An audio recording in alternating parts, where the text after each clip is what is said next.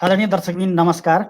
स्वागत तथा अभिवादन गर्न चाहन्छु यो युनिभर्सल अनलाइन टेलिभिजनको नियमित कार्यक्रम कोरोना अर्थबहसको यो हाम्रो आजको नियमित श्रृङ्खलामा। र आज हामी विभिन्न प्रसङ्गहरूका व्यक्तित्वहरूसँग छलफल गर्ने क्रममा कोरोनाले पारेको विश्वव्यापी आर्थिक मन्दी र नेपालमा यसको असर सँगसँगै युवा उद्यमशीलतामा पार्ने प्रभावका विषयमा र सँगसँगै युवा उद्यमशीलताका विषयमा छलफल गर्नलाई आज एकजना विशिष्ट व्यक्तित्वलाई हामीले निमन्त्रणा गरिसकेका छौँ। उहाँ लामो समयदेखि नेपालको व्यक्तित्व विकासको क्षेत्रमा विभिन्न किसिमका तालिमहरू सञ्चालन गर्ने, त्यसै गरी युवा उद्यमशीलताको क्षेत्रमा विभिन्न आयामहरूलाई पक्रिँदै आजसम्म आइरहनुभएका एकजना विशिष्ट व्यक्तित्व हाम्रा आजका अतिथि हुनुहुन्छ शिरोमणि दवाडी सर। शिरोमणि सर, यहाँलाई हाम्रो कार्यक्रममा स्वागत छ सर। हजुर, धन्यवाद। सन्चै हुनुहुन्छ सर? एकदम ठिक छ। अनि आज लकडाउनको जुन 37औं दिन हामी जुन हिँडिरहेका छौँ, अब 37 दिनसम्म कसरी चाहिँ यहाँले हाम्रा आफ्ना समयहरू लकडाउनमा व्यतीत गर्नुभयो, केही आफ्ना अनुभवहरू आम दर्शकहरूलाई बताइदिनु न सर। पहिलो कुरो त अब लकडाउन हाम्रो लागि एउटा नयाँ अनुभव रह्यो। अब विश्व परिवेश जसरी यो लकडाउनमा अभ्यस्त छ, त्यसै गरी अब हामीले पनि त्यसलाई पछ्याइरहेका छौँ। यो एउटा बाध्यता पनि हो र एउटा नयाँ सिकाइ हो र नयाँ अनुभव पनि हो। त्यसैले अब यो लकडाउनलाई चाहिँ एउटा अपर्च्युनिटीको रूपमा मैले लिएको छु। विशेष गरी लकडाउन अब भनौँ न, यो कोरोनाको कारणले सबैजना घरमा बसेर सुरक्षित हुनको लागि सरकारले जुन आह्वान गर्यो, त्यो अन्तर्गत सबैजना आफ्नो घरमा बस्नु पर्यो। र अब यो बिचमा बसाइमा चाहिँ कस्तो तरिकाले मैले समय व्यतीत गरेँ, विशेष गरी अब बिहान उठ्ने, नियमित योगा गर्ने, ध्यान गर्ने, त्यस पछाडि आफ्नो नित्य कर्म गर्ने, अनि दिउँसो अलिकति अध्ययन गर्ने, सृजनात्मक काममा केही रचनाहरू गर्ने, र कहिलेकाहीँ अब फेसबुक मार्फत विभिन्न व्यक्तिहरूसँग सम्पर्कमा रहने, विभिन्न अनलाइन कुराकानीबाट विश्वभरि छरिएका समुदायहरूसँग उहाँहरूको हाल खबर अपडेटहरू दिने, यसरी चाहिँ दैनिक चाहिँ त्यसरी नै बितिरहेको छ। समग्रमा भन्नुपर्दाखेरि चाहिँ अध्ययन, अनुसन्धान, घरैबाट सबैसँग सम्पर्क गर्दै सबैसँग नजिक छु भन्ने अनुभूति गराउँदै यसरी नै बितिरहेको छ। यो समय अत्यन्त प्रोडक्टिभ छ भन्ने अर्थमा मैले लिएको छु। अब नि शिरोमणि सर, आज 37औं दिन जुन समय बितिरहेको छ लकडाउनको, विश्वको इतिहासमा सबैभन्दा लामो समयसम्म यो होम क्वारेन्टाइनमा बसेको विश्वका आम मानिसहरूको यो पहिलो अनुभव हुनसक्छ। र यसले चाहिँ आम रूपमा चाहिँ भनौँ न, एउटा कोरोनाबाट बच्नको लागि जुन गरिएको सरकारको निर्णयलाई हामीले साथ दिइरहेका छौँ, सहयोग गरिरहेका छौँ। लकडाउनलाई चाहिँ तपाईँले चाहिँ कसरी हेर्नु भएको छ? यसका अरू सृजनात्मक पक्षहरू पनि हुन्थे अथवा चाहिँ यही नै विकल्प, उत्कृष्ट विकल्पको रूपमा हेर्नु भएको छ कि, अथवा यसमा केही गर्न सकिने सम्भावना छ कि सर अबको दिनमा? पहिलो कुरो त अहिले जुन लकडाउन गरिएको छ, यो नेपाल जस्तो देशका लागि चाहिँ अन्तिम विकल्पै यही थियो जस्तो लाग्छ। किनभने अब चाइनादेखि नै विश्वव्यापी अरू देशले पनि गरेको प्र्याक्टिस, यो सफल प्र्याक्टिसको रूपमा यसलाई लिन सकिन्छ। तर कस्तो भने अब बन्दाबन्दी गरेर अथवा लकडाउन गरेर मात्रै समस्याको समाधान हुने चाहिँ होइन। अहिले खड्किरहेको चाहिँ के देखिन्छ भने, कमसेकम बन्दाबन्दी गरिसकेपछि, सबै जनताहरूलाई एक ठाउँमा सीमित राखिसकेपछि, त्यस्तो अवस्थामा अलिकति नियमित चेक जाँचको अवस्थालाई चाहिँ अलिकति चुस्त दुरुस्त बनाउनु पर्ने हो। त्यो चाहिँ सोचे अनुकूलको चुस्त दुरुस्त भएको छैन। अब सबैलाई घरमा थन्क्याएरै कोरोना पनि थन्किन्छ भन्ने चाहिँ छैन। भाइरस त्यसरी चित्त बुझाउने खालको भाइरस भइदिएको भए त भइहाल्थ्यो। त्यसकारण अब व्यक्तिले व्यक्तिको सम्पर्कमा नजानु पर्ने कारणले, त्यसले भाइरस सर्ने कारणले गर्दाखेरि त्यसरी लकडाउनमा बस्दाखेरि एकअर्काको संसर्ग कम हुने भयो। त्यो एउटा राम्रो अभ्यास भयो। तर त्यसै बिचमा चेक जाँच र के कस्ता व्यक्तिहरू चाहिँ सङ्क्रमित छन् त्यसको खोजी चाहिँ व्यापकता दिन सकेको भए यो हाम्रो लागि अत्यन्त उपयुक्त हुन्थ्यो। अलिकति ढिलो भयो तर राम्रो गर्यो सरकारले लकडाउन चाहिँ, तर त्यो पर्याप्त चाहिँ देखिएको छैन। त्यसैले अझ जे जति कुराहरूमा कमी कमजोरी छ त्यो कुराहरूलाई चाहिँ अलि बढीभन्दा बढी चाहिँ सरकारले समीक्षा गरेर, धेरैतिरबाट दिइएको यो सुझावलाई पनि आत्मसात गरेर जतिसक्दो चाँडो यो चेक जाँचको प्रक्रियालाई चाहिँ व्यवस्थित र अत्यन्त इफेक्टिभ बनाउनु जरुरी छ। र त्यसमा पनि जुन ऱ्यापिड टेस्ट छ, त्यो ऱ्यापिड टेस्टको चाहिँ त्यति भरपर्दो रिजल्ट नआएको, फेरि दोहोरे तेह्रै रिजल्ट गर्नुपर्ने अवस्था भएपछि त्यो ऱ्यापिड टेस्टलाई चाहिँ रोकेर बरु अलिकति भनौँ न भरपर्दो चेक जाँच प्रणालीलाई सरकारले अपनायो भने मलाई जहाँसम्म लाग्छ यो लकडाउनले सही रूप दिन्छ र यसको सही परिणाम आउँछ। तथापि जे होस् लकडाउन मात्रै भए तापनि यसले केही हदसम्म रोकेर यहाँसम्म हामी अलिकति भनौँ न कोरोनाको सङ्क्रमणबाट जुन स्तरबाट हामी सङ्क्रमित पर्ने थियो अथवा हुन सक्थ्यो त्यो चाहिँ अलिकति भएको छैन। तर पनि चिन्ता यथावत छ, किनभने बढ्दो छ दिन प्रतिदिन पछिल्लो दिनमा आएर। अब श्रीधर सर, मैले अलिकति विश्वको यो कोरोनाको अपडेटहरू पनि म यहाँलाई प्रस्तुत गर्न चाहन्छु। जस्तै अहिलेसम्मको तथ्याङ्क हेर्दाखेरि विश्वमा 31,40,285 मानिसहरू चाहिँ कोरोनाद्वारा सङ्क्रमित भइसकेको अवस्था। अहिलेसम्म 2,18,028 जनाको चाहिँ कोरोनाद्वारा मृत्यु भइसकेको र निको भएर फर्केकाहरूको सङ्ख्या चाहिँ 9,59,630 रहेको देखिएको छ। त्यस्तै गरी अमेरिकाको तथ्याङ्कलाई हेर्ने हो भने 59,000 मानिसहरू चाहिँ कोरोनाद्वारा मृत्यु भइसकेको, इटालीमा 27,000 मानिसहरूको मृत्यु भएको, स्पेनमा 23,000, फ्रान्समा 23,000, चीनमा 4,600 र नेपालमा आउँदा चाहिँ 54 जनामा सङ्क्रमण देखिएको र 16 जना यसबाट निको भएको र मृत्यु चाहिँ अहिलेसम्म एकजनाको पनि नभएको तथ्याङ्क चाहिँ हामीले यो प्राप्त गरेका छौँ। यो तथ्याङ्कलाई र यो महामारीलाई चाहिँ तपाईँले एउटा आम नागरिकको दृष्टिकोणबाट कसरी अध्ययन गर्नुभएको छ र कसरी विश्लेषण गर्न चाहनुहुन्छ सर यो तथ्याङ्कलाई? अब तथ्याङ्कले स्पष्ट पारेको छ नेपालमा मृत्यु दर 0 छ। त्यो साह्रै सुखद पक्ष हो। सबैभन्दा यसको डराउनु पर्ने पक्ष भनेको नै यसबाट विश्व परिवेशमा देखिएको एकदम अत्यधिक मृत्यु दर हो। तर तुलनात्मक रूपमा सबै समीक्षा गरेर त्यसको डाटा केलाउने हो भने त सबै सङ्क्रमितहरू मृत्युकै मुखमा पुग्ने भन्ने होइनन्, केही प्रतिशत मात्रै मृत्युको मुखमा पुग्ने हुन्। त्यो पनि विशेष परिस्थिति र विशेष स्वास्थ्यको अलिक समस्या भएका व्यक्तिहरू अथवा वृद्ध अवस्थाका व्यक्तिहरूलाई मात्रै त्यसले अलि बढी आक्रमण गर्ने देखाएको छ अध्ययन अनुसन्धानले। तर नेपाली परिवेशमा आएर जुन मृत्यु दर 0 छ त्यो हाम्रो लागि सुखद पक्ष हो। र अब एउटा कुरा त के हो भने अब हजारमा चेक जाँच भएको अवस्था थियो भने त अब कस्तो हुन्थ्यो त्यो थाहा छैन। अब अलिकति चेक जाँच पनि कम भएर अब बिरामीहरूको जुन एउटा डाटा पनि नेपालमा चाहिँ थोरै निक्लेको छ। जस्तो अहिले लगभग 50 को सेरोफेरोमा छौँ भनौँ, 50-55 कै सेरोफेरोमा हामी छौँ। अब त्यो स्थितिमा चाहिँ अब 0 मृत्यु दर हुनु एक ढङ्गले त एकदमै सन्तोषप्रद पनि हो। तर अर्को ढङ्गले हेर्ने भने यो बढ्दै गयो भने खोइ के हुन्छ भन्ने एक प्रकारको मानिसमा अन्योलता चाहिँ छ। तर एउटा कुरा चाहिँ के हो भने नेपाल जुन एउटा परापूर्व कालदेखि तपोभूमि हो, यहाँको जीवनशैली फरक छ, यहाँको वातावरण फरक छ, यो प्राकृतिक रूपले पनि अलि भिन्न प्रकृतिको देश हो होइन। हिमाल, पहाड, तराई, खानपान, जीवनशैली पनि नेपालीहरूको अरूभन्दा फरक छ र हरेक चिजहरू, वनस्पतिहरू र यहाँका हामीले खाने आहार विहारको जुन एउटा जीवनस्तर, जीवनशैली छ त्यो पनि एक प्रकारको चाहिँ वैदिक भोजनको रूपमा यसलाई मान्न सकिन्छ। त्यसकारण त्यो वैदिक भोजन र अब अलिकति आयुर्वेदिक प्रणालीका खानपान जीवनशैलीहरू हाम्रो भएको कारणले पनि हामीमा एक प्रकारको इम्युनिटी पावर अलिकति बढी भएर पनि त्यो हुन सक्छ। र अर्को कुरा त के हो भने अब यहाँको वातावरण, यहाँको परिवेश, अनि अब पछिल्लो समय विज्ञानले पनि भन्दै गएको छ जस्तो अब धेरै खोपहरू लगाउने, नेपालमा त्यो खोपको कारणले मान्छेको चाहिँ जुन रोगसँग लड्ने क्षमता चाहिँ सानैदेखि विकास भएर जाने त्यो पनि एउटा कारण हो भन्ने समीक्षामा त देखिएको छ। तर त्यो मात्रै म मान्दिनँ, त्यो एउटा कुरा होला। नेपालीहरूको जुन एउटा आत्मबल हो, नेपालीहरूको एउटा आत्मबल र उनीहरूको जुन एउटा स्वास्थ्यको अवस्था हो र खानपान जीवनशैली हो त्यो पनि एउटा महत्त्वपूर्ण कुरा हो जस्तो मलाई लाग्छ।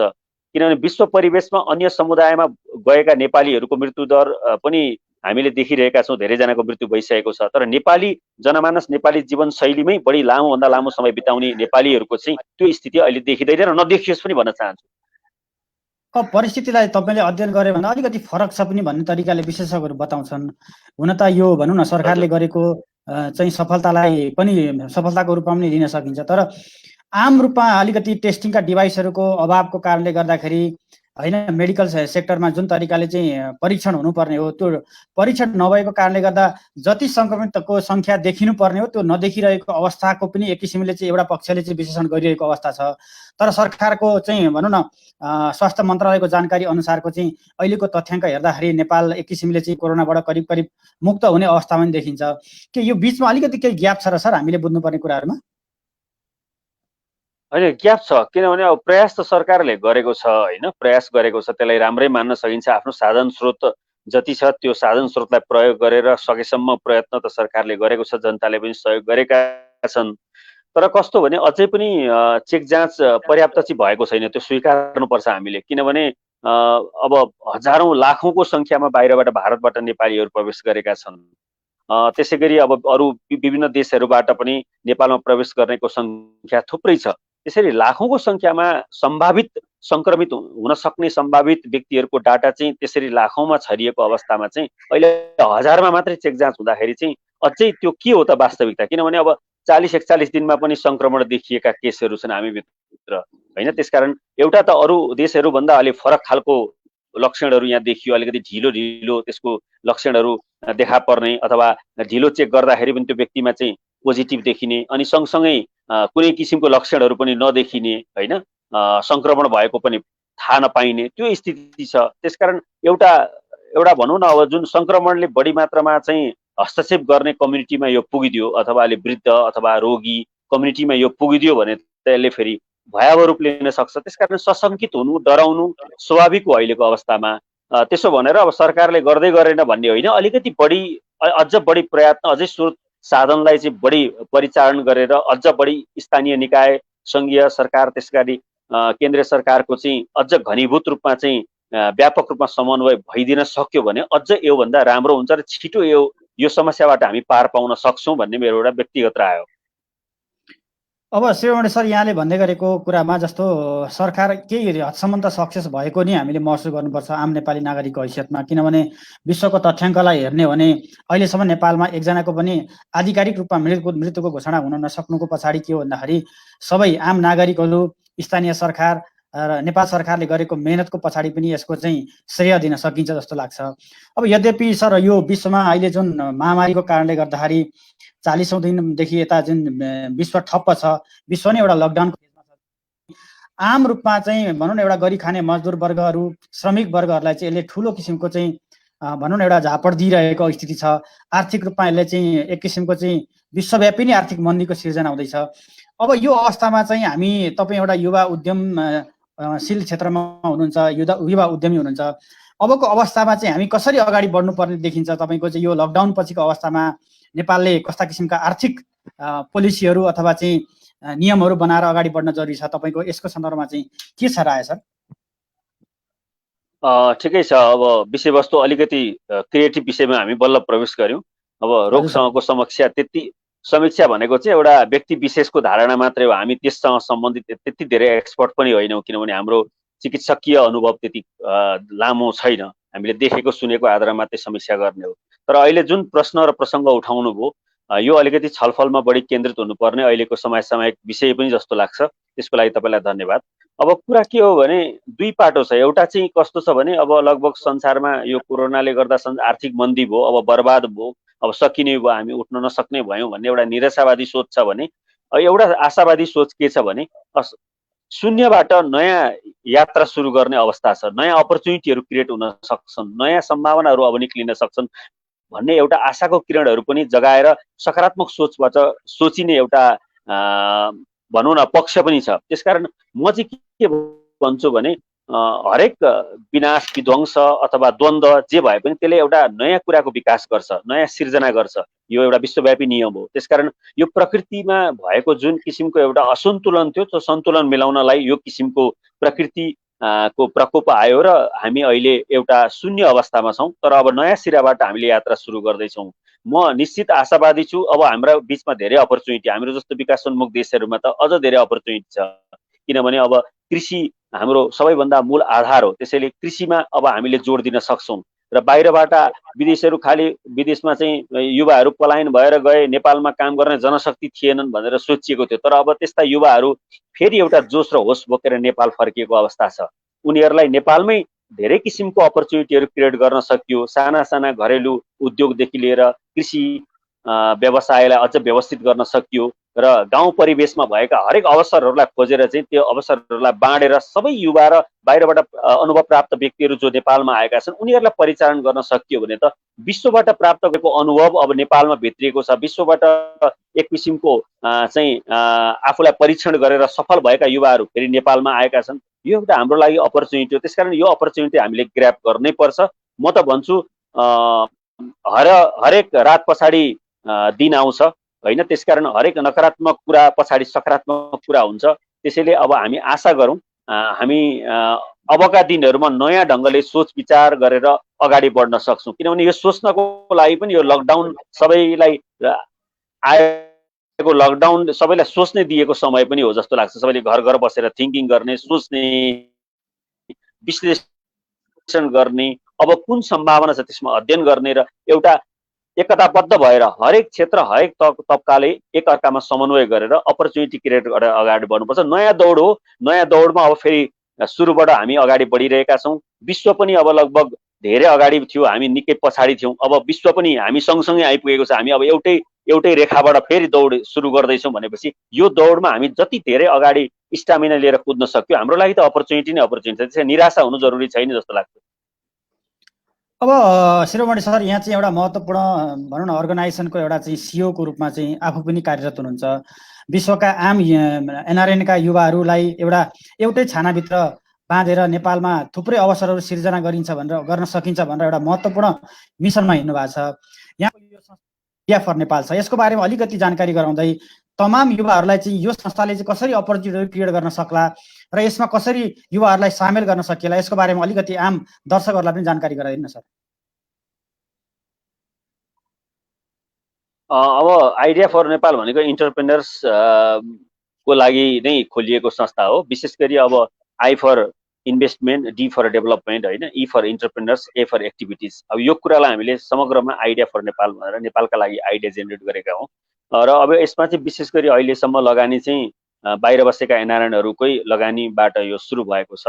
त्यसकारण अब त्यसमा केही अरू देशका अरू नागरिकहरू पनि लगानीकर्ताको रूपमा छन्।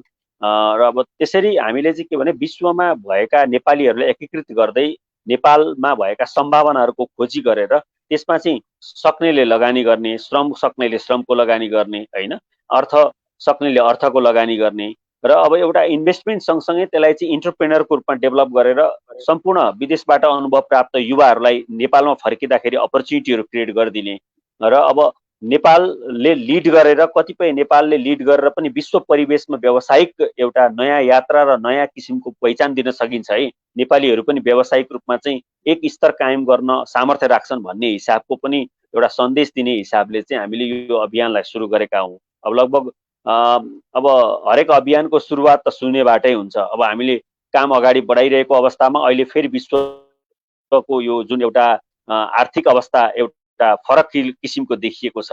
अब यो अवस्थामा हामीले क्रिएट गरेको जुन एउटा फोरम हो यो सबैका लागि एउटा राम्रो अपर्च्युनिटी बन्छ जस्तो लाग्छ। किनभने अब मैले अघि नै भने नि युवाहरू अब नेपालमा फर्किने क्रम हुनुहुन्छ। कतिपयले अब नेपाल आफ्नो देश स्वदेश मिस गरेको फिल गर्नुभयो। बिचमा बाहिर बसेर धेरै दुःख पीडाहरू खपिरहनु पर्दा बरु आफ्नै नेपालमा आफ्नै हिमालको काखमा आफ्नै पहाडमा आफ्नै दाजुभाइ दिदीबहिनीको बिचमा दुःखै खेपे पनि त्यही बस्ने होला भन्ने फिल गरायो सबैलाई। त्यसकारण अब भोलि अलिकति पैसा हुनेले नेपालमा आएर लगानी गरेर केही गर्छु भन्नको लागि पनि अब हामीसँग त्यो एउटा फोरम हामीले क्रिएट गरेका छौँ। हामीसँग प्रोजेक्टहरू छन् होइन। अब होइन मसँग पैसा छैन, मसँग श्रम छ, सिप छ भन्ने हो भने अब भोलि त्यसरी श्रम सिप प्रयोग गरेर पनि आफ्नो श्रम सिपलाई प्रयोग गर्नको लागि हामीले त्यस्ता किसिमको प्रोजेक्टहरू क्रिएट गरेका छौँ। त्यसमा हामीले 4वटा कुरालाई बढी प्राथमिकता दिएका छौँ। एउटा एग्रिकल्चरको डेभलपमेन्ट, अनि अर्को होटल एन्ड टुरिज्मको डेभलपमेन्ट, त्यस पछाडि टेक्नोलोजीको डेभलपमेन्ट र इन्फ्रास्ट्रक्चरको डेभलपमेन्ट। त्यसमध्ये कृषिमा चाहिँ अहिले हामीले फलफुल खेतीलाई बढी जोड दिएका छौँ। त्यसैले म त भन्छु अब विभिन्न देशहरूमा रहनुहुने आम नेपालीहरू आउनुहोस्। अब आफूले सकेको अर्थ भए अर्थ बोकेर आउनुहोस्, श्रम भए श्रम बोकेर आउनुहोस्, सिप भए सिप बोकेर आउनुहोस्। अब नेपाललाई बनाऊ। आखिरमा विश्व नै फेरि एउटा नयाँ ढङ्गले बिउजेर अगाडि बढ्ने अवस्था छ भने अब यो त हाम्रो लागि फेरि एकपटक नयाँ यात्रा सुरु गर्ने समय हो। त्यसकारण अरू जसरी बिउजेर अगाडि बढ्दैछन् अब फेरि नयाँ तरिकाले यात्रा सुरु गर्दैछन् भने हामीले पनि त्यही दौडमा फेरि नयाँ यात्रा सुरु गरियो भने हिजो हामी यात्रामा निकै पछाडि थियौँ भने आज अलिकति लिड गर्दै गइयो भने भोलिका दिनहरूमा चाँडै नेपालले पनि एउटा आर्थिक विकासको गन्तव्यमा आफूलाई स्थापित गराउन सक्छ। त्यसैले म सबैलाई यो फोरमबाट अनुरोध र आह्वान पनि गर्न चाहन्छु आइडिया फर नेपालको फोरममा। अब शिरोमणि सर, यहाँको जुन एउटा प्रस्तुतिकरण र जुन मानिसको आम अपेक्षा हुन्छ नि सर, नर्मली नेपालमा अहिले भइरहेका परियोजना कार्यक्रमहरूको अवस्था हेर्दाखेरि मिडियामा प्रचारबाजी हुनेदेखि लिएर भन्ने योजनाहरू र कार्यान्वयनको कुराहरूलाई अलिकति कम्पेयर गर्दाखेरि जुन उद्देश्यमा देखिन्छ र कार्यान्वयन गर्नका लागि एउटा बाटो बनाइन्छ, तर वास्तविक रूपमा धरातलमा आउँदाखेरि त्यो धेरै व्यक्तिहरू चाहिँ त्यो योजनाबाट चिप्लिरहेको र सही तरिकाले कार्यान्वयन गर्न नसकेर चाहिँ धेरै जसो परियोजनाहरू चाहिँ धरापमा परेको एक किसिमको चाहिँ अहिलेसम्मको नेपालको तथ्याङ्क छ। त्यो अवस्थामा चाहिँ आइडिया फर नेपाल चाहिँ कसरी अलिक फरक रहेर वास्तविक रूपमा नै कार्यान्वयन गर्ने पक्षमा लाग्न सक्ला र तपाईँ अघि भने जस्तो आम युवाहरूलाई चाहिँ स्वागत गर्दै गर्दा खास रूपमा चाहिँ उहाँहरूलाई कसरी चाहिँ कसरी सेटल गर्न सकिन्छ विभिन्न रोजगारीका अवसरहरूमा भन्ने बारेमा चाहिँ भनौँ न आम व्यक्तिहरूको जिज्ञासालाई चाहिँ तपाईँ कसरी शान्त पार्न सक्नुहुन्छ सर?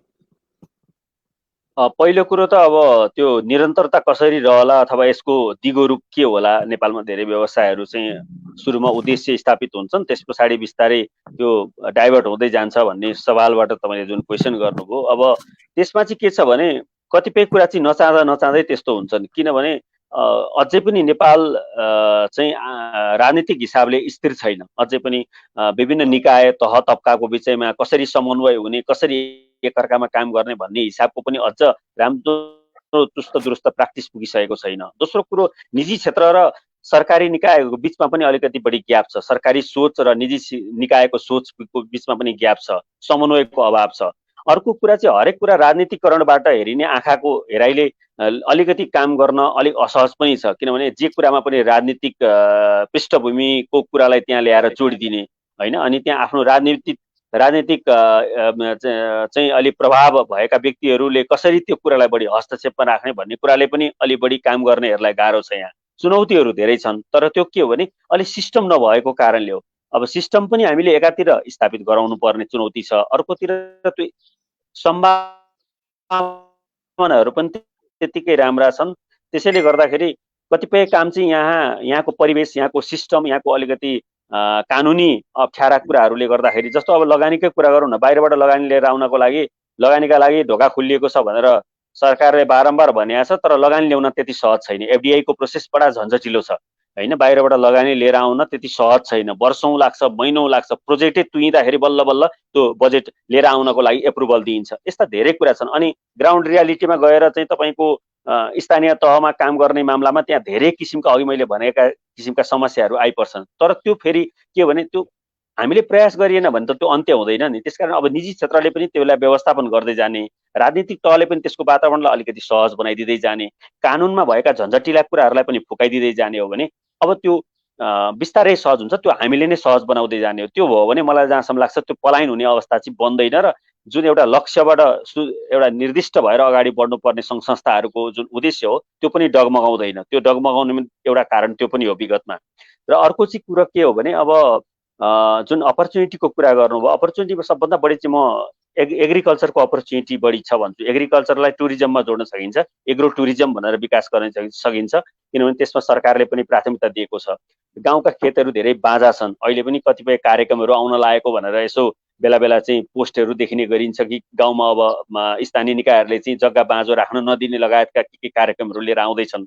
अब त्यसलाई चाहिँ साँच्चै व्यवस्थित बनाएर लिएर आउनुपर्छ, किन गाउँमा जग्गा बाँझै छन्, एकातिर खालि सहरीकरण भइरहेको छ, अर्कोतर्फ चाहिँ जग्गाहरू बाँझै छन्। त्यसकारण त्यसलाई थोरै जग्गामा कसरी धेरैभन्दा धेरै उत्पादन दिन सकिन्छ भन्ने हिसाबले हामीले चाहँदाखेरि छतमा त तरकारी उब्जाएर तपाईँको 5-7 जनाको परिवारलाई पाल्न सकिन्छ बट्टाबट्टीमा उमारेर भने, हामीसँग त धेरै जग्गाहरू बाँझा छन्। त्यसकारण ती बाँझा जग्गाहरूलाई चाहिँ हामीले व्यवस्थापन मिलाउन सकियो र नेपालमा धेरै किसिमका फलफुल, धेरै प्रजातिका चाहिँ जडीबुटीहरू उत्पादन गर्न सकिने, उत्पादन भइरहेको, त्यसलाई प्रशोधन गरेर बिक्री गर्न सकिने यी विभिन्न सम्भावना भएको हुनाले चाहिँ वनस्पतिका लागि पनि अत्यन्त उपयुक्त र जुन बाली नालीका लागि पनि उपयुक्त र फलफुलका लागि पनि उपयुक्त एउटा आँपको कोयो खाएर यसो थुकिदिँदाखेरि त्यो बोट बनाएर फल्छ। हाम्रो देश त्यस्तो छ, त्यसकारण त्यति उर्वर जमिन छ। त्यसकारण हामीले त्यसलाई चाहिँ चिनेर अब आएका युवाहरूलाई चाहिँ कृषि र पर्यटनको क्षेत्रमा चाहिँ व्यवस्थापन गरेर अब एकदम ठुल्ठुला होटल बनाउने होइन कि साना साना घरमा होमस्टेको रूपमा त्यसलाई डेभलप गर्ने, हरेक गाउँ हरेक ठाउँ हरेक परिवेश चाहिँ होटल र हस्पिटालिटी जस्तो बनाउनु पर्यो क्या, सफा सुग्घर चिटिक्क। र अब त्यसका लागि छुट्टै ठुल्ठुलो आधुनिक होटलहरू बनाएर स्टार होटल चाहिँदैन, यहाँ सुकुलमा ओछ्याएर मजाले दाल भात तरकारी पकाएर विदेशी पाहुनालाई स्वागत गर्ने वातावरण बनाउनु पर्यो। त्यसो गर्न सकियो भने चाहिँ मलाई लाग्छ एकदम सम्भावना छ। त्यसकारण सबै युवाहरूलाई म के भन्छु भने आफ्नो कोठेबारीलाई एकदमै व्यवस्थित गर्नुहोस्, त्यहाँ विभिन्न किसिमका फलफुलहरू लगाउनुहोस्, त्यहाँ हुन सक्ने खालका बालीनाली लाई लगाउनुहोस्, अनि आफ्नै घर परिवेशलाई सफा सुग्घर राख्नुहोस्, अनि चिटिक्क पार्नुहोस्, फुल रोप्नुहोस्, अनि विदेशबाट आउने पाहुनाहरूलाई स्वागत गर्नुहोस्। आफू जुन अगेनामा खाना पकाउनुहुन्छ त्यही अगेनामा खाना पकाएर चाहिँ टुरिस्टहरूलाई खुवाएर स्वागत गरेर पठाउनुहोस्, आफ्नो बारीको फुल टिपेर माला लगाएर उहाँलाई बिदाई गर्नुहोस्। त्यसो भएपछि जहीँ पनि सम्भावना छ, किन संसारभरिका मान्छेहरू यो नेचुरल यहाँको चाहिँ यो जुन सुखद वातावरण हो त्यो रसास्वादन गर्नको लागि आउन आतुर छन्, आइरहेका छन्। तर हामी चाहिँ एकदम धेरै विदेशी परिवेशकै होटल, ठुल्ठुला एकदम धेरै लगानीका होटलहरू बनाउनतिर हामी लागिरहेका छौँ। त्यसकारण हाम्रो देश के का लागि बढी सम्भावना छ त्यो चिनेर अगाडि बढियो भने चाहिँ म चाहिँ सम्भावना प्रशस्त छ भन्ने देख्छु। त्यसैले युवालाई म त्यही कुराको लागि चाहिँ विशेष अनुरोध पनि गर्न चाहन्छु द्रोणजी। शिरोमणि सर, जस्तो तपाईँले सम्मानको कुरा गर्दाखेरि नि अलिकति बढी हामी भनौँ न अलिकति आत्मकेन्द्रित हुने अथवा चाहिँ सैद्धान्तिक अलिक बढी हुने किसिमको चाहिँ हामी भनौँ न एउटा नेपालीहरूको चाहिँ एउटा अभ्यास रहँदै आएको छ। जस्तै युवाहरूलाई भनौँ न 1, 2, 3 गरेर व्यवहारिक रूपमै भन्दाखेरि जस्तो मानौँ अहिले दुबई कतारतिरबाट चाहिँ ठुलो सङ्ख्यामा चाहिँ नेपाली कामदारहरू चाहिँ त्यहाँबाट चाहिँ बेरोजगार भएर नेपाल फिर्किँदै जाँदा कोही व्यक्ति एयरपोर्टबाट निस्केर चाहिँ नेपाल छिर्दै जाँदाखेरि उसले कसरी चाहिँ जस्तै तपाईँले भनेको अभियानमा जोडिन सक्छ र चाहिँ उसले अबको भनौँ न 1-2 महिनाभित्रमा नेपालमै चाहिँ केही न केही कुनै न कुनै क्षेत्रमा चाहिँ आबद्ध भएर आफूलाई चाहिँ फेरि सक्रिय राख्न सक्छ। उसले सिकेको ज्ञान सिप र प्रविधि कसरी नेपालमा रूपान्तरण गरेर चाहिँ ऊ एउटा परियोजनामा अथवा व्यवसायमा लाग्न सक्छ, त्यसको चाहिँ भनौँ न एउटा व्यावहारिक परियोजना चाहिँ तपाईँसँग के छ सर? अब यस्तो छ सर, अहिले त एउटा सजिलो के छ भने स्थानीय निकाय छ, वडादेखि नै सरकारी निकायहरू सक्रिय छन् होइन। त्यसकारण अब राजनीतिक रूपले पनि त्यो व्यवस्थापन राम्रो मिलेको छ। अब सङ्घीय सरकार छ, त्यसकारण अब हामीले चाहिँ के गर्नु पर्यो भने स्थानीय निकायहरूसँग सरकारी निकायहरूसँग समन्वय गरेर आफूले कहाँबाट सहयोग लिन सकिन्छ। कृषिमा धेरै किसिमका सरकारले चाहिँ सम्भावनाका ढोकाहरू खोलेको छ, तर त्यहाँ मान्छेहरू आएर त्यो कुरालाई स्वीकारेर त्यसलाई चाहिँ व्यवस्थापन गरेर काम अगाडि बढाएको अवस्था अलिकति अनुपातिक रूपमा त्यति देखिँदैन। त्यसकारण सरकारका विभिन्न निकाय, गाउँ स्तरका निकाय, वडा स्तरका निकायहरू जनप्रतिनिधिहरूसँग समन्वय गरेर त्यहाँभित्रको सम्भावनाहरू खोजेर जनप्रतिनिधिहरूले पनि बाहिरबाट आएका दक्ष र योग्य र सिप हासिल गरेर आएका युवाहरूलाई चाहिँ समन्वय गरेर विभिन्न कार्यक्रमहरू ल्याइदिनु पर्ने हुन्छ। र युवाहरू र बाहिरबाट अनुभव लिएर आएका त्यस्ता किसिमका नेपाली कम्युनिटीहरूले पनि कमसेकम आफ्नो गाउँ आफ्नो ठाउँमा चाहिँ के सम्भावना छ त्यो सम्भावनाहरू खोजेर त्यसको एउटा भनौँ न डाटा निकालेर चाहिँ स्थानीय निकाय र विभिन्न तहका चाहिँ सरकारी निकायहरूसँग चाहिँ समन्वय गरेर काम अगाडि बढाउन सक्यो भने हामी धेरै काम गर्न सक्छौँ। अब अरबौँको तरकारी हामी बाहिरबाट आयात गरेर लिएर आउँछौँ। कमसेकम बारीमा तरकारी लगाउँदाखेरि पनि हुन्छ।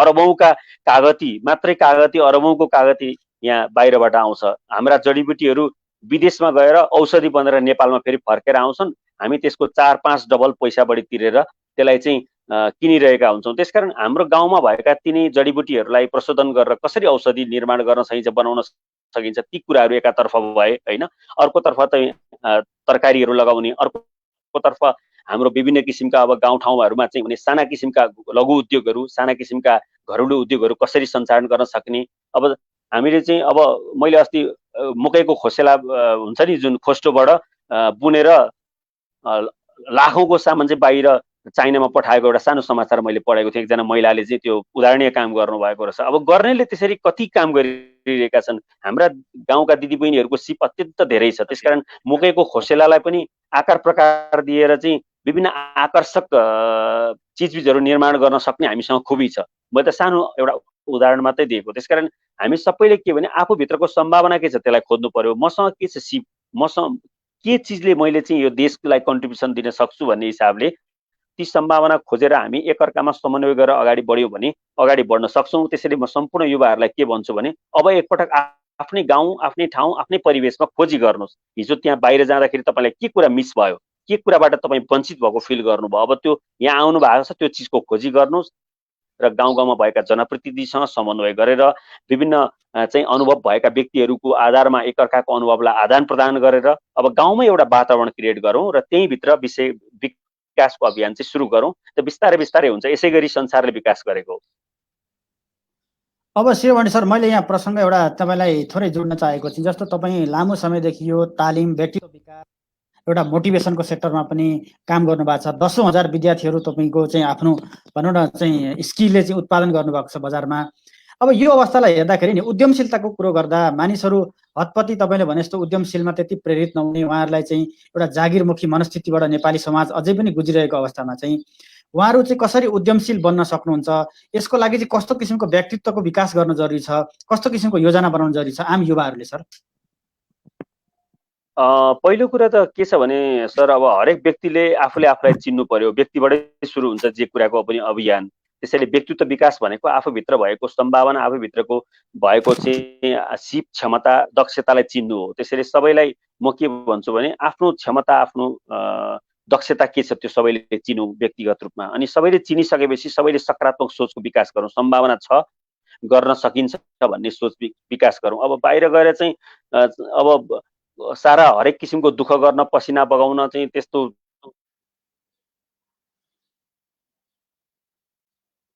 एकदम प्रचण्ड खेत चाहिँ बाँझै छ। त्यसलाई चाहिँ अलिक बढी मात्रामा चाहिँ अलिक नचिनेको हो। त्यसकारण व्यक्तित्व विकास भनेको कुरा के हो भने आफूलाई चिन्नु हो। अनि नेतृत्व विकास त्यसमा जोडिन्छ। आफूलाई चिनिसकेपछि त्यसलाई कसरी व्यवस्थापन गर्ने भनेको नेतृत्व विकास हो।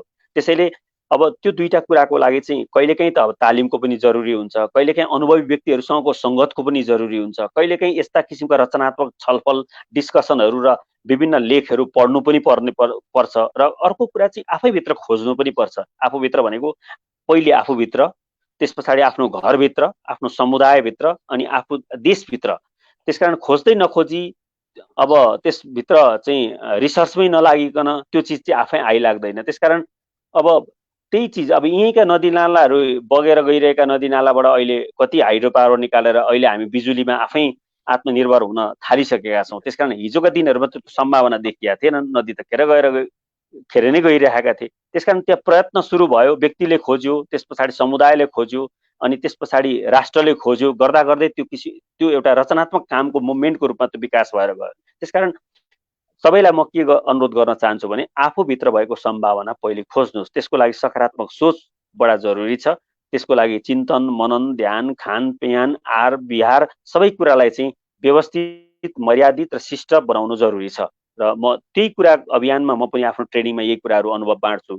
अब तालिममा त के हुन्छ भने विभिन्न तहका व्यक्ति हुन्छन्। एउटा लेभल हुन्छ जसलाई मोटिभेसनै चाहिएको हुन्छ, उसलाई मोटिभेसन दिने हो। त्यस पछाडि एउटा लेभल हुन्छ जो अलरेडी मोटिभेटेड हुन्छ, उसलाई सिपको विकास चाहिएको, कसरी गरेर समुदायमा बोलौँ, आफ्नो मनभित्रका कुराहरू कसरी व्यक्त गरौँ भन्ने कुराको अभाव भएर ऊ आइरहेको हुन्छ। त्यसलाई अब आफ्नो मनभित्र भएका सारा योजना विचारलाई अरूसँग सेयर गर्न सकेन भने त मनको कुरा मनमै खेर जान्छ। त्यसकारण मनभित्र भएको जुन ड्रिम हुन्छ, सपना हुन्छ, त्यसलाई बाहिर उसले व्यक्त गर्ने सिपको पनि विकास गराउनको लागि हामी त्यो अभियान सुरु गरिरहेका हुन्छौँ। काहीँ काहीँ चाहिँ अब त्यो अलिअलि मनको कुराहरू पनि बाहिर निकाल्न सक्ने, अलिकति उसले अझ लिड गरेर अगाडि बढ्न चाहिँ नसकेर जुन एउटा लेभलमा अड्किरहेको व्यक्ति हुन्छ, त्यो लेभलमा अड्किरहेको व्यक्तिलाई थप अपग्रेड गरेर अलिकति नेतृत्व कला उसलाई दिएर चाहिँ अगाडि बढ्नको लागि त्यो किसिमको सेयरिङ हामी गरिरहेकै हुन्छौँ। अब त्यसैको एउटा रूप हो अहिले मैले भनेको एउटा कुरा पनि। अब यहाँ एउटा समस्या के देखिया छ भने जस्तो तपाईँले भन्नुभयो नि, मान्छे उत्प्रेरित पनि भयो, व्यवसाय गर्नलाई चाहिँ ऊ एउटा मोटिभेट भएर सुरु गर्ने पनि भयो र ऊ उद्यमशीलतातिर प्रेरित भयो। तर अब जस्तै तपाईँले भने जस्तो उसँग एउटा सिड मनी नहुन सक्छ, एउटा भनौँ न सुरुवातमा लगानी गर्ने मनी पैसो नहुन सक्छ। त्यसको लागि ब्याङ्कहरूसँग जाँदै गर्दा उसँग चाहिँ अनिवार्य जग्गा अथवा धितो बन्धक नभइकन ब्याङ्कले लोन दिने अवस्था छैन। उसले सुरुमा व्यवसाय गर्दै गर्दाखेरि उसलाई चाहिने आधारभूत आवश्यकताहरू चाहिँ राज्यले पुरा गरिदिनु पर्ने किसिमका पोलिसीहरू भएदेखि अझ सजिलो हुन्थ्यो होला। यसमा चाहिँ के छ, राज्यले अबको जुन बन्दै आगामी बजेट छ 2077-78 को, यो बजेटमा चाहिँ युवा उद्यमशीलताको क्षेत्रमा चाहिँ कस्तो किसिमको चाहिँ पोलिसीहरू अथवा चाहिँ प्लानिङहरू भएदेखि अबको आउने चाहिँ 20-25 लाख युवाहरूलाई चाहिँ उद्यमशीलतामा, उद्योगमा, व्यवसायमा लगाउनलाई चाहिँ सकिन्थ्यो होला। यसमा चाहिँ यहाँ आम युवा उद्यमीको नाताले आगामी बजेटलाई चाहिँ तपाईँ कसरी चाहिँ सुझाव दिन चाहनुहुन्छ बजेट निर्माणको चरणमा सर? राम्रो कुरा हो एकदमै अहिलेको एकदम तत्कालको अब आउन लागेको बजेटको पूर्व सन्ध्यामा भएको डिस्कसन हुनाले पनि यो कुरा महत्त्वपूर्ण छ। अब यसमा चाहिँ के छ भने मुख्य कुरा सरकारले नीति तथा कार्यक्रममा त लिएर आएकै हुन्छ, तर त्यो कार्यान्वयनको पक्षमा अलिक फितलो भएको हुन्छ विगतदेखिको अनुभव हेर्ने हो भने। त्यसकारण त्यही पनि अब आउने नीति तथा कार्यक्रम र बजेटमा चाहिँ म के कुरालाई जोड दिउँ भनेर अनुरोध गर्न चाहन्छु भने विशेष गरी कृषि र पर्यटन दुईटा कुरा अघिदेखि मैले जोड गरिरहेको छु। प्रविधिमा अरू कुरामा इन्फ्रास्ट्रक्चरको डेभलपमेन्टमा अहिले हामी त्यो लेभलमा हत्तै पुग्न सक्दैनौँ। कृषि र पर्यटनको क्षेत्रमा जुन चाहिँ सरकारले अब बनाउने कार्यक्रममा चाहिँ तिनै तहहरूलाई कसरी सरकारी जुन एउटा राजनीति तीनटा तह छ होइन, केन्द्र अनि सङ्घीय त्यस पछाडि स्थानीय निकायहरू, तिनटै तहहरूलाई समन्वय गरेर कसरी ग्रासरुटका विभिन्न समुदायहरूसम्म चाहिँ लगानी पुर्याउन सकिन्छ त्यो हिसाबले सरकारले सोच्नु पर्यो। किनभने सरकारले दिएको सुविधाबाट प्राप्त भएको आर्जन त स्वदेशमै हुने आर्जन हो नि, त्यो त सरकारलाई पनि फाइदा छ।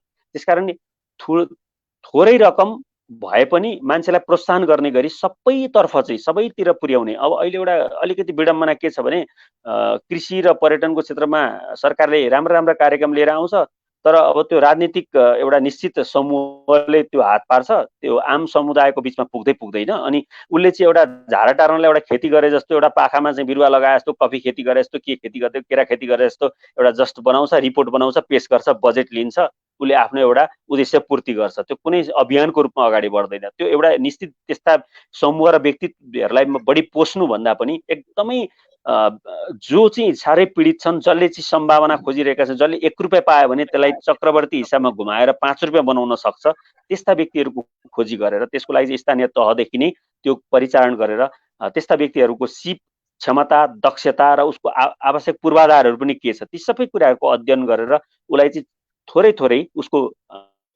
थोरै दिने। अब जस्तो मानिलिउँ 50 रुपियाँ दिने, त्यस पछाडि उसले त्यसलाई सफलतापूर्वक काम गर्यो भने 100 रुपियाँ थपिदिने, फेरि त्यसलाई राम्रोसँग काम गरेर अगाडि बढायो भने उसलाई 200 रुपियाँ थपिदिने। त्यसरी एकैचोटि वात्तै दिने होइन कि बिस्तारै उसलाई प्रोत्साहन गर्दै गर्दै गर्दै हरेक व्यक्तिहरूलाई चाहिँ यो भएको टोटल बजेट चाहिँ एकदम मसिनो बिन्दुसम्म पुग्ने गरी क्या, एकदमै डोल्पाको कुनै गाउँको एउटा सानो कुनामा पनि अलिकति पुगोस्, मानिलिउँ एउटा ताप्लेजुङको कुनै एउटा सानो कुनामा पनि पुगोस्, सुदूरपश्चिमको एउटा कुनै ठाउँको सानो कुनामा पनि पुगोस्। त्यसरी डिजाइन गर्न सकियो भने, किन स्थानीय निकायहरू पनि अब भइसकेको छ, त्यसो गर्न सकियो भने राम्रो हुन्छ। त्यसकारण म सरकारलाई चाहिँ कृषि र पर्यटनमा विशेष गरी अलि बढी बजेट विनियोजन गरेर बाहिरबाट आएका युवाहरूलाई समेट्ने गरीको कार्यक्रम आइदियोस् भनेर म विशेष अनुरोध गर्न चाहन्छु। श्रीमण सर, मैले यहाँ जोड्न चाहेँ एउटा चाहिँ भनौँ न, नेपालमा अब मानव उद्यमशीलताको सुरुवात भयो, मानिसहरू चाहिँ आम रूपमा चाहिँ उद्यममा लागे, उद्योगतिर लागे, व्यवसायतिर लागे। तर अब नेपाललाई चाहिँ एक किसिमले चाहिँ तेस्रो विश्व भनिन्छ अथवा चाहिँ गरिब राष्ट्रको रूपमा पनि अहिले पहिचान गरिरहेको अवस्था छ र नेपालमा उद्यमीहरू सफल हुन नसकिरहेको पनि एक किसिमको चाहिँ तथ्याङ्कले देखाइरहेको छ। यसमा तपाईँको अध्ययन र चाहिँ तपाईँको चाहिँ भनौँ न अहिलेसम्मको चाहिँ अनुसन्धानले वास्तवमा सफलता भनेको के रहेछ, यो प्राप्त गर्ने चिज के हो, आम युवा उद्यमीहरूलाई चाहिँ सफल हुनको लागि के गर्न जरुरी छ, तपाईँको मन्त्रहरू चाहिँ आम युवाहरूलाई अलिक बताइदिनु न सर। ओभरअल हुन त हाम्रो कुराबाट त आइसक्यो होइन। अब तर पनि के हो भने अब हामीले बुझ्नुपर्ने कुरा चाहिँ मैले फेरि पनि भन्छु, अब हामीले हाम्रो देशको लागि नगर्नुको विकल्पै छैन। अब नगरेर कहिलेसम्म नगर्ने, अहिले नगरेर कहिले गर्ने। त्यसकारण यो त फेरि अब एउटा शून्य समय आएको छ होइन, सबै एउटै तहबाट अब बिस्तारै अगाडि बढ्ने समय आएको छ। त्यसकारण हरेक युवालाई म के भन्छु भने आफ्नो क्षमता अनुसारको कन्ट्रिब्युसन दिनतर्फ लागौँ क्या। अब जस्तो अलिकति पढे लेखेको छ र उसले केही कुराको डिजाइन गर्न सक्छ भने उसले डिजाइन गर्नु पर्यो होइन। र अब उसको छेउको साथी चाहिँ अलिकति श्रम र सिप लगाउन सक्ने छ भने उसलाई श्रम र सिप प्रति उन्मुख गराउनु पर्यो।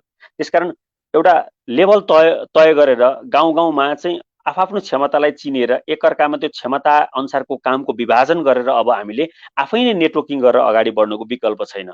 त्यसकारण म सबै युवालाई के भन्छु भने अब सरकारले दिएन अथवा कहीँबाट प्राप्त भएन, बाबुबाजेको सम्पत्ति थिएन भन्ने होइन कि अब हामीले देखिरहेका छौँ नि, रक्सी खाएर फ्याँकेका थोत्रे बोतल उठाएर कतिपय बाहिरबाट आएका दाजुभाइहरूले आफ्ना कति परिवारहरूलाई चाहिँ पढाइरहेका छन्। हेर्नु त, यही देशमा आएर त्यस्तो चिजहरू गर्नसम्म तयार भएर आर्थिक लाभ लिएर चाहिँ विदेश गएका मान्छेहरूको अनुभव हामीले देखिरहेका छौँ नि।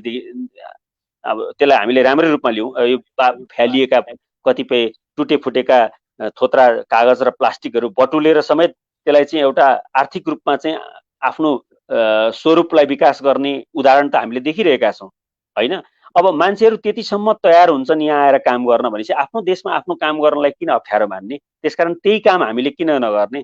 त्यस्तै कुराहरू हामीले किन नअपनाउने? आफ्नो देशको अगाडि काम गर्नलाई त कुनै गाह्रो छैन। त्यसकारण सानो ठुलो नबनिकन जसले जे सक्छ, जसको जे क्षमता छ, जसको जुन अनुभव छ त्यसलाई त्यही तरिकाले परिचालन गर्न सकियो भने र यस्तो कुराहरूको लागि चाहिँ अलिकति विभिन्न सरकारी तथा गैर सरकारी निकायहरूले पनि खालि राजनीतिक हिसाबका कुराहरूलाई मात्रै प्रश्रय दिने होइन कि अलिकति उद्यमशीलतालाई पनि प्रश्रय दिएर त्यस्ता खालका नीति तथा कार्यक्रम लिएर आउने। अलिकति यो गैर सङ्घ नाफामुखी सङ्घ संस्थाहरू एनजिओ आइएनजिओहरूले पनि अलिकति प्रोडक्टिभ कामहरूमा अलिकति ध्यान अलिक नदिएको जस्तो देखिन्छ। खालि आफ्नो इन्ट्रेस्ट पुरा गर्नको लागि खालि नारा र भाषण र अनेक किसिमका चाहिँ प्रोपोगन्डाहरू छर्ने काम मात्रै बढी भएको देखिन्छ। त्यसलाई अन्यथा नलिउँ, तर कमसेकम उनीहरूले पनि उद्यमशीलतालाई बढी विकास गरेर अगाडि बढाउनको लागि त्यस्ता किसिमका कार्यक्रम ल्याइदिए भने मलाई जहाँसम्म लाग्छ हाम्रो ठाउँ, हाम्रो गाउँ, हाम्रो परिवेश चाहिँ अगाडि बढ्नलाई त्यति असहज हुने देखिँदैन। किन हामी पनि यही सङ्घर्ष गरिरहेका छौँ, तपाईँ यही सङ्घर्ष गरिरहनु भएको छ, हाम्रा लागि यही छ त सम्भावना, काम गरेर कहिल्यै भ्याइएको छैन। अब त्यसकारण त्यो त खोजी गर्नु पर्यो, त्यो त देख्नु पर्यो नि, होइन हेरेर मात्रै हुँदैन, देख्न सक्नुपर्छ क्या। त्यसकारण अब त्यो हेर्ने र देख्ने दुईटै कलाको विकास चाहिँ गर्नु पर्यो। त्यसकारण युवाहरूलाई चाहिँ आफ्नो क्षमताको विकास चाहिँ नेपालमै गर्नको लागि म अनुरोध गर्दछु। अब सामान्य कुरा गरौँ न, अब कागती उत्पादन गर्यो एउटा कुनै किसानले भने अब कागती बिक्री भएन भनेर टाउको गनाएर बस्ने होइन नि।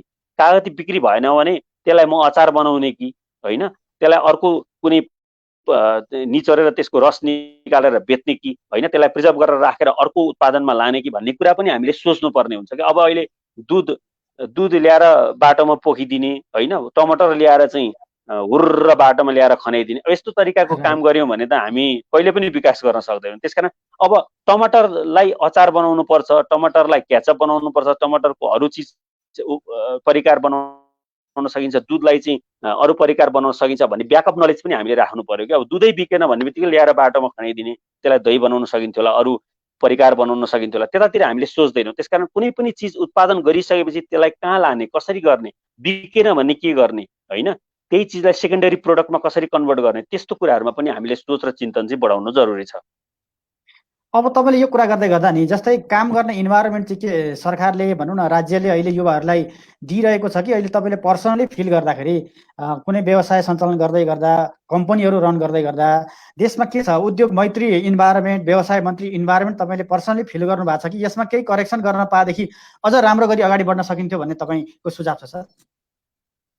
होइन, त्यो त त्यति धेरै सहज त छैन। 50-50 भनौँ, 50 चाहिँ इन्भाइरोमेन्ट छ, 50 चाहिँ अझै पनि बनेको छैन। त्यसकारण सुरुको ढोका चाहिँ सरकारले नै खोलिदिनुपर्छ, किनभने राज्य संयन्त्रको व्यवस्थापन मिलाउने जिम्मा त सरकारको हो नि, नत्र भने सरकारै चाहिँदैन थियो नि। सबै आफूले जे मन लाग्छ त्यति गरेर आफू व्यवस्थित हुँदा त भइहाल्थ्यो नि। यो संसारमा सरकारको संरचना के हो भने कमसेकम त्यसले व्यवस्थापन गरिदिने, ओभरअल नागरिकहरूलाई चाहिँ त्यसले आवश्यक वातावरण मिलाइदिने, होइन देशका साधन स्रोतहरूलाई चाहिँ कुशल व्यवस्थापन मिलाइदिने काम चाहिँ उसको हो। त्यसकारण कानुनी अप्ठ्याराहरूलाई फुकाइदिने, बजेटलाई सही तरिकाले विनियोजन गरिदिने, त्यसको चेक एन्ड ब्यालेन्स गरिदिने, सुरक्षा गरिदिने, होइन र अन्य देशहरूको सम्बन्धलाई चाहिँ कायम राखिदिने र यी बजारीकरणको चाहिँ व्यवस्थापन मिलाइदिने त्यो सरकारको दायित्व हो। त्यसकारण इन्भाइरोमेन्ट त सरकारले बनाइदिनुपर्छ, तर खालि सबै सरकारले गर्छ भनेर सरकारको मुख ताक्नु चाहिँ बेकार हुन्छ। त्यसकारण निजी क्षेत्र र हामी व्यक्ति विशेषले चाहिँ सङ्गठित भएर निजी क्षेत्र र सरकार दुईटै एकैसाथ अगाडि बढ्न सक्यो र कहाँनिर ग्याप छ भन्ने कुरा चाहिँ दुवै पक्षको समन्वयबाट ती ग्यापहरूलाई चाहिँ बिस्तारै हटाउँदै एकअर्काको समन्वयले चाहिँ एकदमै सुदृढ बनाउन सकियो भने हामी अगाडि बढ्न सक्छौँ। त्यसकारण सरकारको 50%, अरू निजी क्षेत्रको तपाईँ हाम्रो दायित्व 50%, खालि सरकारको मात्रै 100% चाहिँ होइन र हाम्रो मात्रै 100% पनि होइन। त्यसकारण अलिकति यहाँ चाहिँ 70-30 को स्थिति छ। अहिले सरकार चाहिँ लगभग 30 को स्थितिमा छ, 70 चाहिँ हामीले नै एफोर्ट लगाउनु पर्ने छ। अब 20 बढाइदियो भने 50-50 हुन्छ, अनि मात्रै त्यो सन्तुलित हुन्छ। खालि सबै सरकारले गरिदियो भने त मान्छे फेरि मुख ताकेर बस्छन्। विदेशतिर गएका हाम्रो नेपाली दाजुभाइले कहिलेकाहीँ कल गर्दाखेरि के छ हौ जो रोजगारको अवस्था भनौँ भने ठिकै छ, अहिले त जागिर छैन तर भत्ता दिएछ भन्ने खालको त्यो आलस्यपनको अभिव्यक्ति कहिलेकाहीँ सुनिन्छ क्या। अब त्यस्तो खालको स्थिति फेरि हुनु पनि हुँदैन। त्यो अब सरकारले भत्ता दिन्छ, सरकारले पालिदिन्छ, सरकारले सबै कुरा गरिदिन्छ भन्ने अवस्था हो भने कहिले विकास हुँदैन। त्यसकारण विकासको लागि चाहिँ सरकारको पनि दायित्व, आफ्नो पनि दायित्व, त्यसलाई चाहिँ हामीले एक रथका दुई पाङ्ग्राको रूपमा लिएर जान सक्यो, 50-50 लिएर जान सक्यो भने अटोमेटिक त्यो 100 बन्छ। मैले अघि भने नि 70-30 को स्थिति छ अहिले चाहिँ। अब शिरोमणि सर, हामी कार्यक्रमको करिब उत्तरतिर आइरहेका छौँ। धेरै महत्त्वपूर्ण विषयहरूमा हामीले छलफल गऱ्यौँ। तपाईँले आफ्ना भिजनहरू पनि प्रस्तुत गर्नुभयो। तपाईँ एउटा युवा व्यवसायी, एउटा देशमा चाहिँ कर्मठ देशलाई नै बनाउनुपर्छ भनेर चाहिँ देशमै विदेशमा आएका धेरै अवसरहरूलाई चाहिँ तपाईँ लात मारेर यो नेपाललाई नै बनाउनुपर्छ, बरु विदेशीहरूको चाहिँ पुँजी नेपालमा भित्राउनुपर्छ भनेर एउटा अभियानमा हिँड्नुभएको युवा के छ अब यो नेपालको जुन समृद्धिको नारा लैआइरहेछ, देशलाई समृद्ध बनाउनु पर्ने छ, देश नेपालीहरूलाई सुखी बनाउनु पर्ने छ र सरकारले पनि एउटा भिजन लिएर हिँडेको छ। तपाईँको दृष्टिकोणमा चाहिँ, तपाईँको सपनामा चाहिँ अबको समृद्ध नेपाल कस्तो हुन्छ होला र कसरी यसलाई समृद्ध बनाउने खास गर्नुपर्ने अब कार्यक्रम के हो, यसमा तपाईँले कस्तो चाहिँ योजना अथवा चाहिँ सपना देख्नु भएको छ सर? यसमा 2077 सालको नयाँ वर्षको यो हामी यो महिनामा हिँड्दै गर्दा नयाँ वर्षको नि शुभकामना दिने गरी र आफ्ना चाहिँ एउटा चाहिँ समृद्ध नेपालको एउटा सपना पनि आम दर्शकहरूलाई सेयर तपाईँ के कुराहरू गर्न चाहनुहुन्छ सर? अब जो 77 साल एउटा फरक साल भयो। सायद हामीले आफ्नो जीवनकालमा यस्तो अवस्था देखेको थिएन, किनभने पुरै 1 महिना बिसाएका छौँ होइन। अब नयाँ वर्षमा नाचगान गरेर सारा कुरा गर्थ्यौँ भने अहिले पुरै बिसाएर शून्य ध्यानको अवस्था छ। ध्यानले ज्ञान नै बढाउने हो। त्यसकारण यो अहिले शून्यको अवस्था, शून्यबाटै 1 2 3 4 5 भनेर गणना सुरु हुने हो। त्यसकारण सेतो कागजको पानाबाट नै अरू रङहरूको अक्षरहरू त्यहाँ कोर्न सकिने हो। त्यसकारण मैले देखेको चाहिँ अब यो कोरोना आयो, विश्व शून्य भयो होइन, अपर्च्युनिटी आयो भन्ने बुझ्नुपर्छ। सबै मरिँदैन नि, खोइ को नेपाली मर्या छन् त। त्यसकारण कोरोना आउँदैमा सबै कुरो सत्यनाश हुन्छ भनेर आत्तिनु पर्दैन। यस्ता रोगहरू वर्षपछि आइरहन्छन्, गइरहन्छन्। आफ्नो आत्मबल दरिलो बनाउनु पर्छ, एकापट्टि यो हो। र 77 साल चाहिँ एउटा वास्तवमा भन्यो भने एउटा भनौँ न यसरी फर्केर अब यता पुरानो भयो भने अर्कोतिर फर्कायो भने त नयाँ आउँछ नि, नयाँ पाटो आउँछ नि। त्यसकारण यो पृथ्वी नै फर्केको अवस्था छ, सोचै फर्केको अवस्था छ, सोचै नयाँ बनेको अवस्था छ। त्यसकारण सबैलाई आशावादी भएर अगाडि बढ्नको लागि अनुरोध गर्दछु। अब नयाँ सिराबाट कामहरू सुरु हुन्छन्, नयाँ अपर्च्युनिटीहरू क्रिएट हुन्छन्। मान्छेले पनि घर बसेर निकै चिन्तन गरेर मान्छे एउटा एनर्जी लिएर अब बाहिर निस्किन्छ जस्तो लाग्छ। क्रिएटिभ मान्छेहरू अब जो सोचमै एकदमै कमजोर छ उसले त अब के गर्ला त, उसको कुरा हो। तर क्रिएटिभ मान्छेले यो बिचमा धेरै सोचेर विचार गरेर आफूलाई कहाँ लाने, के गर्ने, यसरी सोच्ने समय पनि उसको बिचमा थिएन जस्तो लाग्छ। त्यसकारण धेरैले सोचेका छन्, मनन गरेका छन्, विचार गरेका छन्, विश्लेषण गरेका छन्, अरूको हेरेका छन्, चियाएका छन्। अब बल्ल मान्छेमा एक प्रकारको एनर्जी स्टोर भएर बसेको छ। त्यसकारण यो स्टोर भएको एनर्जीलाई विस्फोट गराउने होइन कि व्यवस्थापन गर्नतर्फ लागौँ। यो 77 साल होइन, यस पछाडिका दिनहरू राम्रा हुनेछन्, राम्रो बनाउनु पनि पर्छ। र नेपालमा त अब बाहिरबाट आएका जति पनि युवाहरू छन्, अब अरूले दिएन, अरूले गरिदिएन होइन, ऊ आफैले गरेर आफैले खोजेर अब चाहिँ नयाँ नयाँ गाउँमा चाहिँ नयाँ नयाँ अभियानहरू चलाउँ। र सरकारले पनि कमसेकम एउटा यत्रो लामो समयको राजनीतिक अस्थिरता पछाडि स्थापित भएको सरकार छ, स्थानीय तहसम्म त्यसको गठन प्रक्रियाहरू सबै मिलिसकेको छ। यस्तो अवस्थामा चाहिँ अब सरकारले पनि आफूलाई अलिकति व्यवस्थापित गरेर अलिकति स्थिर रूपमा आफूलाई कायम राखेर सानातिना किसिमका विवादहरूमा पनि नअल्मलिकन होइन, राष्ट्र निर्माणको अभियानमा एकअर्कामा चाहिँ अलिकति घनीभूत रूपमा छलफल गरेर सरकारले स्थिर रूपमा आफूलाई चाहिँ स्थापित गराएर र एउटा दलले अर्को दलको बिचमा पनि अझ बढी चाहिँ समन्वय गरिदिएर अगाडि बढ्न सक्यो भने अबको सम्भावना राम्रो छ, हामी राम्रोसँग गर्न सक्छौँ। अब चाहिँ कृषिमा बढी मानिसहरूको आकर्षण बढ्ने जस्तो छ र पर्यटन पनि कृषिमुखी पर्यटनहरू बढी फस्टाउला जस्तो देखिन्छ र त्यही नै हो अबको सम्भावना पनि। त्यसैले म चाहिँ त्यस्तो धेरै नराम्रो देख्दिनँ सर। अब भनौँ रात पछाडिको बिहान जस्तो होइन, अँध्यारो पछाडिको उज्यालो जस्तो, निभेको बत्ती फेरि बले जस्तो। त्यसकारण अब नयाँ सिराबाट चाहिँ प्रकृतिले एउटा कोल्टे फेरेको समय हो यो। त्यसकारण अब निराशा होइन, पुरा आशाको किरण लिएर बिउजौँ, अगाडि बढौँ। रातभरि सुतेर विश्राम गरेर जुरुक्क उठेर बिहान उठ्ने बित्तिकै हिमालय देख्न पाइयोस् भनेर जोस लिएर हिँडे जस्तो गरेर अगाडि बढौँ। धेरै सम्भावना छ भन्छु म त। अब सम्भावना छैन भने बनाउनु पर्यो नि, त्यसको विकल्प के छ र? अब शिरोमणि सर, अन्त्यमा हामी बिदा हुनुभन्दा अगाडि मैले तपाईँलाई चाहिँ केही कुराहरू चाहिँ भनौँ न मेरो तर्फबाट यहाँलाई सोध्न मैले छुटाएँ, तर यहाँलाई चाहिँ केही कुराहरू चाहिँ प्रस्तुति गर्न मन थियो। ती कुराहरूको बारेमा आम दर्शकहरूलाई अन्त्यमा कुराकानी राख्दै अब हामी भनौँ न कार्यक्रमको अन्त्यमा आइरहेका छौँ। अब हामीसँग 2 मिनट मात्रै समय छ। त्यो हिसाबले गर्दाखेरि यहाँका अन्तिममा विचारहरू राख्दिन म यहाँलाई अनुरोध गरेँ सर।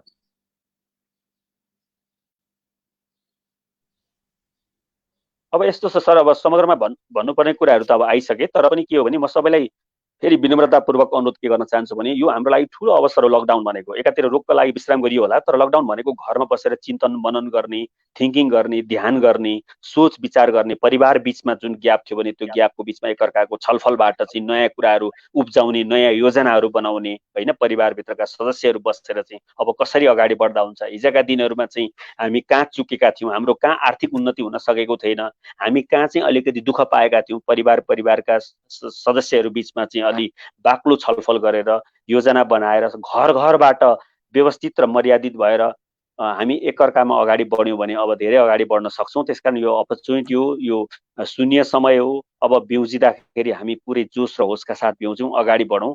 अब सबैलाई नहुँदाखेरि सबैलाई नभएको बेला हो, होइन, सबै बस्दाखेरि सबै बसिएको बेला हो, सबैले निदाउँदाखेरि सबै निदाएकै बेला हो। अब सबै उठ्दाखेरि सबैजना उठौँ, नयाँ जोस नयाँ जाँगर आउँछ, पक्कै पनि हामीले केही गर्न सक्छौँ। त्यसकारण त्यो अवसरको खोजीमा लागौँ। अब जसले जे सक्छ त्यही गरौँ र अर्कोले नसकेको कुरामा अर्काले त्यसलाई भर्थे गरिदिउँ। त्यसो गर्न सक्यो भने, किनभने एउटा कुरा चाहिँ के भने समाज अलिकति थोरै असन्तुलित छ। एउटा कमाउनेले धेरै कमाएको छ, रिजर्भ गरेर राखेको छ। अब बुझ्यो होला नि त उसले, रिजर्भ गरेर राखेर त केही हुँदैन रहेछ, संसार त केही रहन्छ, अन्तिममा त सबै छोडेरै जानुपर्ने रहेछ भन्ने त बुझ्यो होला। त्यसकारण एउटाले कमाएर यति अथाह राख्ने, अर्को चाहिँ भोकले मर्ने, त्यो असन्तुलित नहोस्। कमसेकम त्यो उसले कमाएको सम्पत्ति, उसको स्रोत साधन जे छ त्यसलाई चाहिँ 50औं 100औं जनाहरूलाई चाहिँ त्यहाँ कसरी इङ्गेज गराएर अरूको मुहार हँसाउन सकिन्छ भन्ने हिसाबले उसले पनि त्यो कमाएको रिजर्भ गरेको सम्पत्तिलाई चाहिँ अलिकति सही व्यवस्थापन गरिदियोस्। त्यसो हो भने कमसेकम एउटाले 100 रुपियाँ बोक्ने, अर्कोको खल्तीमा 1 रुपियाँ पनि नहुने अवस्था हुँदैन। त्यसो हुँदाखेरि सबैले 1-1 रुपियाँ बाँडियो भने 100 जनालाई पुग्छ। त्यसकारण त्यो मै खाउँ मै लाउँ, सुख सहेला वा मोज मै गरौँ, मै हाँसौँ मै बाँचौँ, अरू सब मरुन् दुर्बलहरू भन्ने सोचलाई चाहिँ फ्याँकेर त्यागी देऊ गरौँलालाई गर्छु भन्ने अठोट गर, नसुनाऊ खोक्रा नारा खोक्रा भाषण रति भर, त र तेरो किन भन्छौ रगत फरक कसको छ र, मेरो मात्र नभनेर हाम्रो पनि भन्ने गर भन्ने सिद्धान्तबाट अगाडि बढौँ। संसार त्यतिकै हाँसिहाल्छ, त्यस पछाडि तपाईँ हामी त हाँस्ने नै भइहाल्यौँ।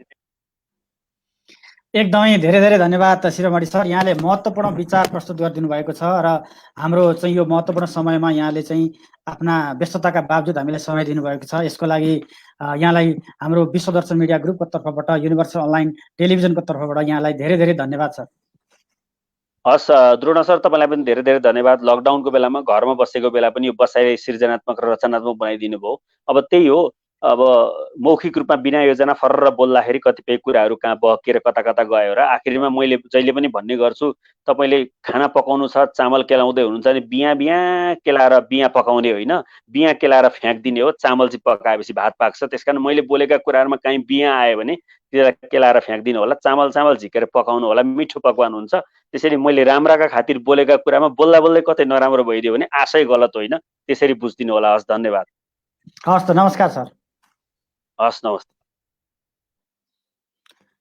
आदरणीय दर्शकहरू, यहाँले भर्खरै मात्र हेर्नुभयो एकजना युवा उद्यमी, कुशल प्रशिक्षक र कुशल वक्ता शिरोमणि दवाडी सरको यहाँले विचार सुनिसक्नु भएको छ र पक्कै पनि उहाँले दिएका विचारहरू एउटा आत्मविश्वास, योजना र निर्दिष्ट लक्ष्य लिएर अगाडि बढ्न सकेको खण्डमा अब नेपाल समृद्ध हुने एउटा ऐतिहासिक अवसरको रूपमा नेपालले यो अवसरलाई लिनुपर्छ र आम युवाहरूलाई र विश्वभरि रहेका नेपाली युवाहरूलाई उहाँले सन्देश यही दिनुभएको छ।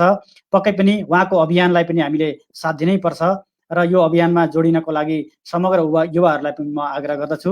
यति भन्दै आजको यो कार्यक्रमबाट यहाँहरूले जुन समय दिनुभयो, हेरिदिनुभयो र विभिन्न कमेन्टहरू, सुझावहरू दिनुभयो, सजेसनहरू दिनुभयो, यसको लागि धेरै धेरै धन्यवाद दिँदै भोलि आजकै प्रसङ्ग, आजकै प्रस्तुता लिएर म भोलिको नयाँ कार्यक्रमको साथ, नयाँ चाहिँ विषयवस्तुका साथ, नयाँ अतिथिको साथ यहाँहरूसँग प्रस्तुत हुने प्रतिबद्धताका साथ आजको कार्यक्रमबाट म यहाँहरूको प्रस्तुता द्रोण पराजुली बिदा हुन चाहन्छु। हवस् त, नमस्कार।